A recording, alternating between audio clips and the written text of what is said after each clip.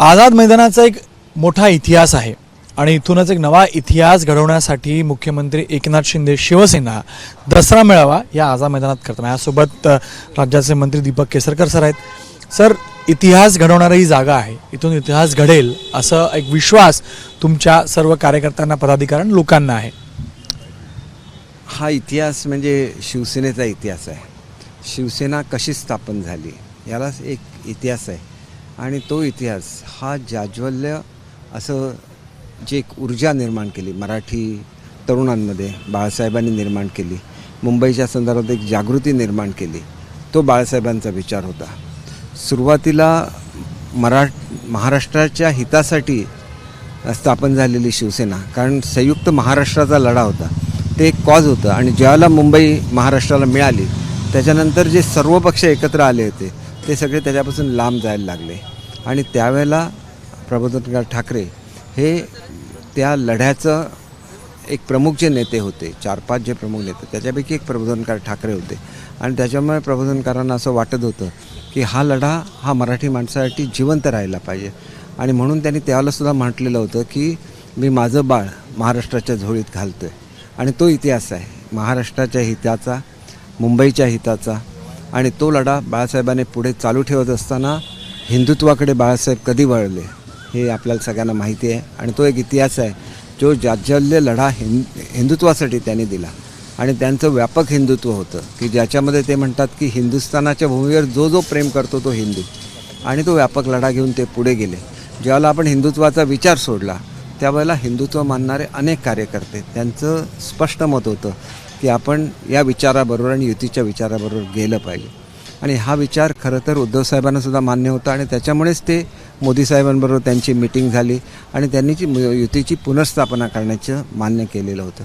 आता या सगळ्या घडामोडीमध्ये मी सुद्धा त्याचा एक हिस्सा होतो। मोजक्या ज्या 3-4 लोकांना ही वस्तुस्थिती माहिती आहे त्यातला मी एक आहे आणि त्याच्यामुळे मोदी साहेबांना भेटून ज्यावेळेला उद्धवसाहेब मुंबईला आले त्याच्यानंतर नेमकं काय झालं की ज्याच्यामुळे उद्धवसाहेबांचं मत बदललं किंवा त्यांनी माघार घेतली हे मला माहिती नव्हतं, पण हल्लीच तटकरे साहेबांची एक त्या ठिकाणी मुलाखत आलेली होती आणि त्याच्यामध्ये त्यांनी सांगितलं की हे जे काय उद्धवसाहेबांनी ठरवलेलं होतं हे पवार कुटुंबियांच्या कानी, हे पवारसाहेबांच्या कानी हे संजय राऊत यांनी घातलं।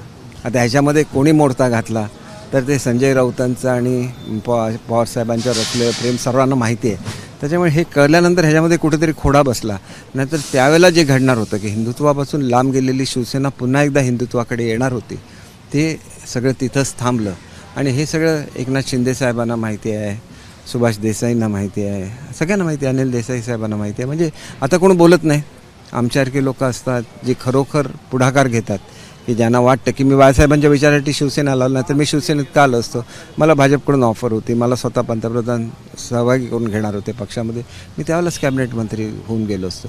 मंत्रीपद हे ध्येय नसतं, शेवटी महाराष्ट्राच्या हिताचं काय ते घडलं पाहिजे आणि ते घडत नव्हतं म्हणून एक अस्वस्थता सर्व आमदार मंडळीमध्ये होते आणि ते वारंवार बोलून दाखवत होते की हे काँग्रेसचे विचार हे आपले विचार नाही, म्हणूनच पक्षांतर झालं। आता मला समोर तर महानगरपालिका आहे, या मंचावरनं मुख्यमंत्री एकनाथ शिंदे मोठा टीकास्त्र करतील किंवा मोठे घोटाळे, पोलखोल, गौप्यस्फोट होण्याची शक्यता दिसते तुम्हाला? हे बघा, हा विचाराचं सोनं लुटण्याचा हा दिवस आहे आणि मुख्यमंत्री एकनाथजी शिंदेसाहेब झाल्यानंतर पहिल्यांदाच मुंबईतून जो मराठी मनुष्य मुंबईच्या बाहेर फेकला जात होतो त्याला आळा बसला। मुंबईमधले रिडेव्हलपमेंटच्या नावाखाली एकतर कॅम्पमध्ये गेलेले होते, ट्रान्झिट कॅम्पमध्ये, किंवा महानगराच्या बाहेर लोक फेकली गेलेली होती। यांना पुन्हा एकदा दिलासा देण्याचं काम हे शिंदेसाहेबांच्या सरकारने केलं। मग ते कुठलंही तुम्ही घ्या, मला कोणावर आरोप करायचा नाही आहे, अगदी गोरेगावपासून ते थेट मुंबईतल्या प्रत्येक भागामधून हे घडत होतं। लोकांना त्यांची मासिक भाडी मिळत नव्हती, लोक अक्षरशः रस्त्यावर आली होती, ही प्रक्रिया थांबली। मुंबईचा विकास पूर्णपणे ठप्प झालेला होता, तो विकास पुन्हा एकदा सुरू झाला। मेट्रोची कामं सुरू झाली, आपला जो किनाऱ्यावरून जाणारा रस्ता आहे त्याचं कोस्टल रोड त्याचं काम सुरू झालं, आपला ट्रान्स हार्बर लिंक आहे त्याचं काम सुरू झालं। आज मुंबई हे गुंतवणुकीचं केंद्र म्हणून केंद्र शासनाने मुंबई शहराला नाही तर MMR हा जो प्रदेश आहे, ज्याच्यामध्ये ठाणा आहे, ज्याच्यामध्ये रायगड आहे, ज्याच्यामध्ये पालघर आहे, या सगळ्या प्रदेशाला मान्यता दिली आणि कोट्यावधी रुपयाची गुंतवणूक इथं यायला सुरुवात झालेली आहे. कालचं झालेला मेरीटाईम बोर्डची त्याचं एक ते प्रतीक आहे.